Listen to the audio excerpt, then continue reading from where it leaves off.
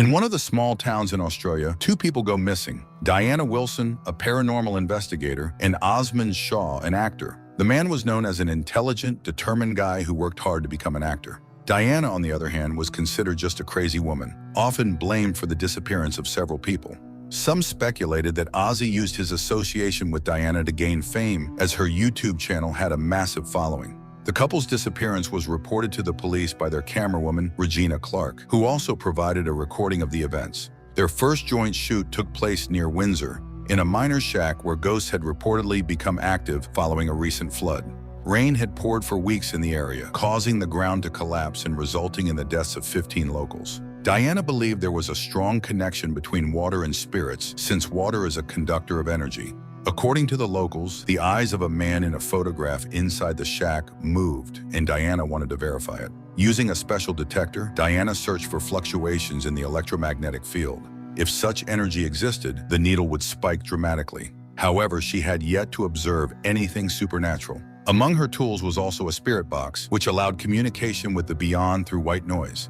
Occasionally, one could hear voices or even full phrases. Ozzy didn't believe in it, but unexpectedly, a voice from the spirit box warned them of a flood, and at the same time, the kitchen faucet turned on. Ozzy suspected Regina, but the girl was filming the entire time. Ozzy thought Diana could have staged it all, pre-recording the voices and playing them back on a recorder. While he was unsettled, he reasoned that there was a logical explanation for everything. 7 months prior to filming this show, the aspiring actor had approached Diana after receiving photos in the mail that showed them both lying in water with their eyes closed. The photo was left in his mailbox with no stamp or postmark, suggesting someone had delivered it personally. Diana believed they needed to find this place. Meanwhile, the news reported on a local boy in Sydney who climbed into a sinkhole formed after a storm and discovered a statuette of a creature that was half horse, half fish. Analysis revealed it was made of an unknown material, and its creation date remained undetermined. Diana and Ozzy visited the boy's family, where his mother complained about the artifact, claiming it was cursed.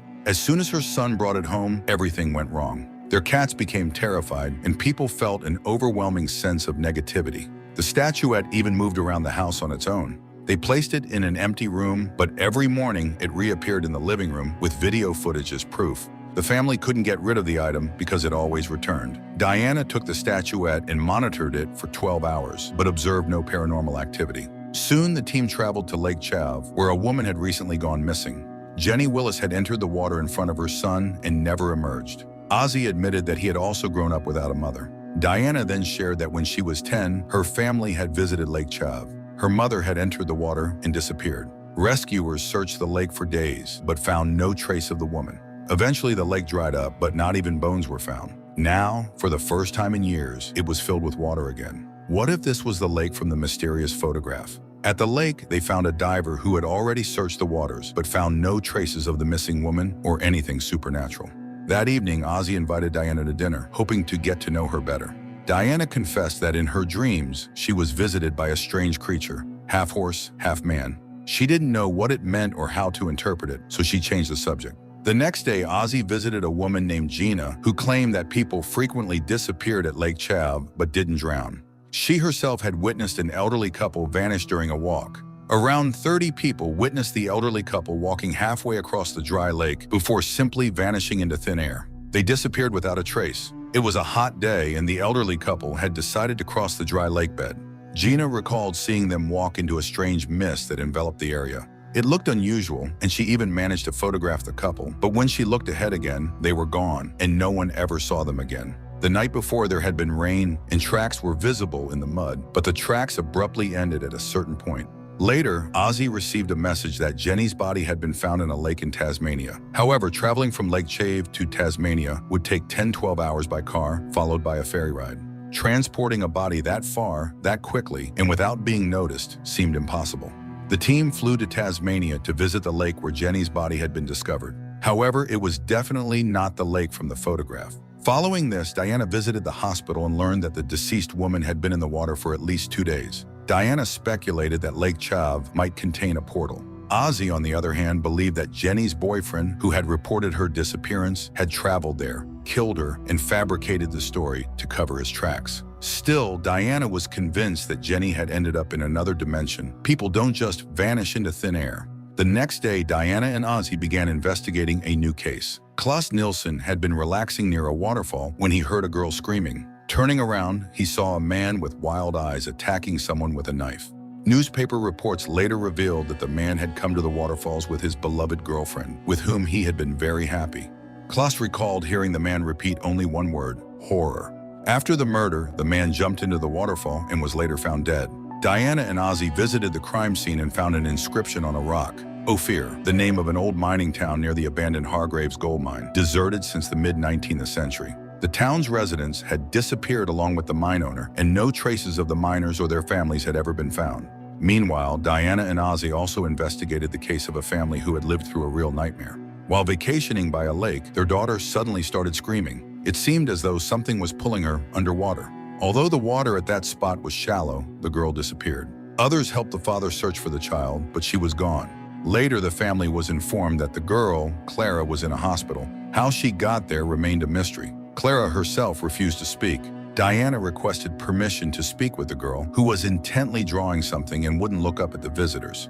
Diana shared that something similar had happened to her mother. Only then did Clara suddenly confess that she wasn't supposed to come back. She described seeing strange, wavy shapes twisting in the air, creating an overwhelming sense of evil. However, she hadn't seen any people or other beings. Clara grew agitated, and her parents asked Diana and Ozzy to leave her alone. On the way home, Ozzy revealed that Klaus had called him while Diana was speaking to Clara. Klaus sounded terrified, claiming to see strange things. Interestingly, Clara's parents had already signed a contract with a TV show, making it questionable whether the girl's story could be trusted. However, Diana believed Clara was in danger. The team headed to Klaus's house. Strangely, there were no lights on, even though Ozzy had spoken to him just 15 minutes earlier. Klaus responded to their knocking but refused to open the door. Ozzy broke the lock and they entered the house. The space was filled with strange crafts made of wooden twigs, and the walls were covered with drawings of the same designs. Klaus refused to speak to them or move deeper into the house. Ozzy and Diana forced open the bathroom door, which was locked from the inside. However, Klaus wasn't there, even though the water was running and Ozzy had seen him enter the bathroom. Could Diana be right? Do other dimensions truly exist? Later, the pair recorded a special episode of their show, discussing what appeared to be an unrelated chain of events. But first, Diana shared her childhood story, which had inspired her to investigate paranormal phenomena in the first place. Filming is interrupted by the sudden arrival of two detectives who accuse Diana of kidnapping Clara. The investigators are unconvinced by Diana's explanation that she obtained photos of the girl because she was conducting her own investigation. Diana is arrested, but due to lack of evidence, she is eventually released. Diana explains to Ozzy that she had been keeping an eye on Clara because she was the only person to survive such an incident. Diana suspected that whoever was responsible might follow Clara, and that's exactly what happened. She assures Ozzy that no one will ever see Clara again. Later, Diana decides to visit Ophir with Regina to meet a local historian. Despite their disagreements, Ozzy joins the women on the trip. They arrive at night to find the doors open, but the place empty, their calls unanswered. Exhausted, they decide to stay overnight. In the middle of the night, a man eerily resembling Ozzy bursts in after Diana answers a knock at the door. Nervously, he asks for water, saying, "Something is here, I can feel it," before running off into the night without explanation.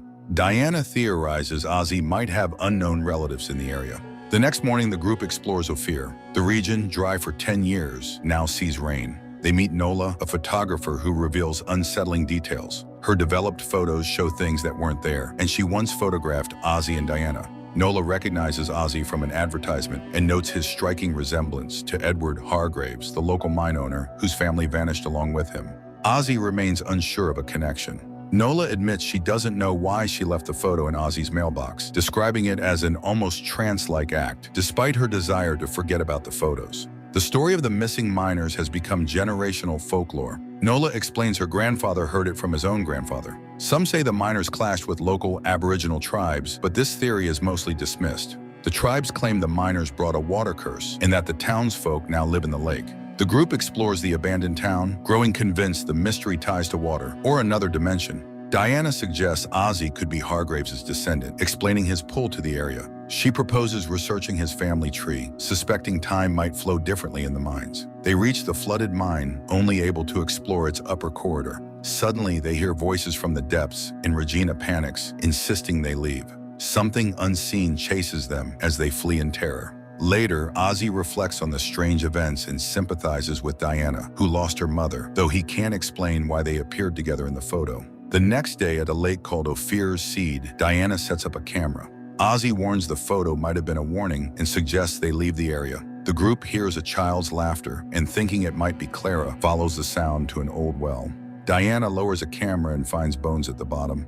Later, Nola shows footage of miners throwing children into the well, speculating it was a sacrifice but unsure to whom. She warns that calling it a demon is too simplistic and believes the recording was meant for future generations. Urging them to leave Ophir, she admits she doesn't know what they've awakened, but hopes it will go dormant again. Diana later shows Ozzy footage from her home of a strange, horse-like figure in her room. Ozzy, shaken and uncertain, resolves to uncover the truth. That night, Diana dreams of her mother entering Ophir's lake, whispering her name, but her voice turns inhuman. Diana wakes, convinced her mother is in hell. The next morning, they review their recordings but find nothing unusual. That night, while watching the lake, Diana confesses she believes in the curse. There's always a grain of truth in such tales. Suddenly, screams echo from the lake. Among them, Diana recognizes her mother's voice and runs toward the water. Ozzy stops her just in time. On September 5th, 2020, Diana and Ozzy, hand in hand, walked into the lake and disappeared.